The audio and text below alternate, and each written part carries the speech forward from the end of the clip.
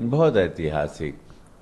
ये देश की जीत है। कल जो टेलीविज़न पे सारे चैनल्स के एग्ज़िट पोल जो आए, देश ने, मैं ये कह सकता हूँ, देश ने देश को जिताया। देश ने अपने आप को जिताया। यशस्वी प्रधानमंत्री मोदी जी की जीत के साथ साथ मुझे गरीबों की, वंचितों की, वो सारी माता बहनों की जीत है जो कल लंबी कतार में पूरे भारत में, पूरे उत्तर प्रदेश में, गोरखपुर में खड़े रह के वोट कर रही थी। एक एक मातृ शक्ति का वोट, एक एक बेटियों का वोट, फर्स्ट टाइम वोटर युवाओं का वोट, वो हर समाज का वोट कल मोदी जी पर गिर रहा था। और मोदी जी की जीत के साथ साथ मुझे जो दिखाई दिया, ये देश की जीत है। देश अपने आप को जिता रहा है और ये बहुत सुंदर बात है। देश विकास को जिता रहा है और देश अपने आप को सुरक्षित देखना चाहता है, विराट देखना चाहता है। और ये देश का चुनाव देश ने लड़ा है और देश का रिजल्ट है ये। और प्रधानमंत्री मोदी जी को अपना हमेशा के लिए नेता मान चुका है। एक विश्वास है मोदी जी, ऐसा विश्वास हमने विश्व के किसी नेता में हाल फिलहाल नहीं देखा। अभी आप रिलीफ में महसूस कर रहे हैं और कैसा फीडबैक मिल रहा है आपको? रिलीफ तो नहीं, थोड़ा सा जिंदगी, हर कदम एक नई जंग है। रिलीफ नहीं होता। रिलीफ और रिलैक्स आदमी शव पर होता है, मृत्युशैया पे होता है। ये जीवन है, जंग है, हार जीत, लड़ाई, ये ख़त्म होगी, जीत होगी। इसके बाद परसों से सौर योजना की लड़ाई में हम लोग, भाजपा के लोग आ जाएंगे। सबको, गरीबों को बिजली के बिल से गुल, उसको आज़ादी देने की लड़ाई प्रधानमंत्री मोदी जी के मुहिम में जुट जाएंगे।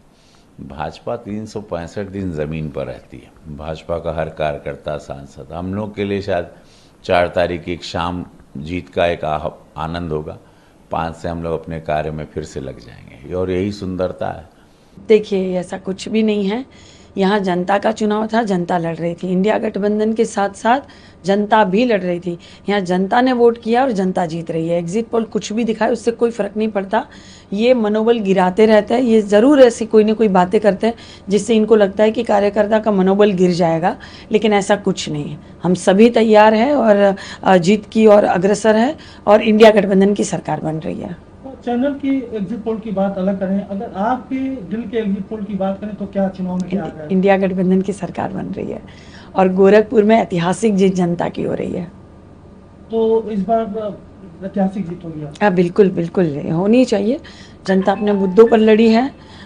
जो भी मुद्दे थे, बेरोजगारी तो सबसे बड़ा मुद्दा है। सबसे गंभीर अगर कोई मुद्दा है इस देश में तो बेरोजगारी है, क्योंकि युवा इतने परेशान हैं कि हर सरकार में महंगाई और गरीबी तो आती जाती रहती है, उतार चढ़ाव रहता है। लेकिन भारतीय जनता पार्टी की सरकार ने जो सबसे बड़ी परेशानी अगर कोई दी है तो वो युवाओं को बेरोजगार कर दिया।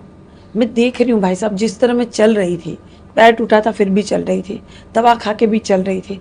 मैं देख रही थी युवा बेचारे बगीचों में बैठे हैं, कोई खटियों पे लेट के अपना आराम फरमा रहे हैं, दिन काट रहे हैं, मोबाइल में दिन काट रहे हैं।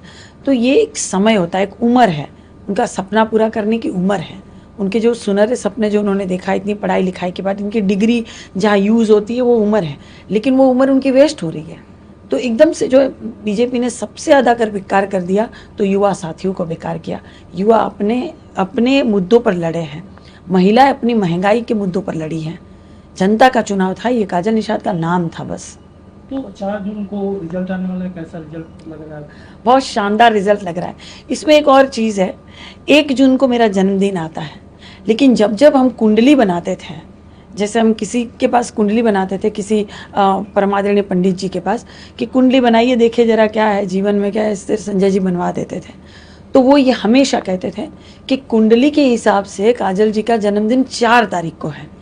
1 को तो लिखा गया है, लेकिन कुंडली में मिथुन राशि आ रही है काजल जी की, और मिथुन राशि के हिसाब से इनका जन्मदिन 4 तारीख को है, 4 जून को। तो 4 जून भी हमारी ही डेट है और 1 जून भी हमारी ही डेट थी, यानी दोनों दिन हमारे हैं, शुभ है।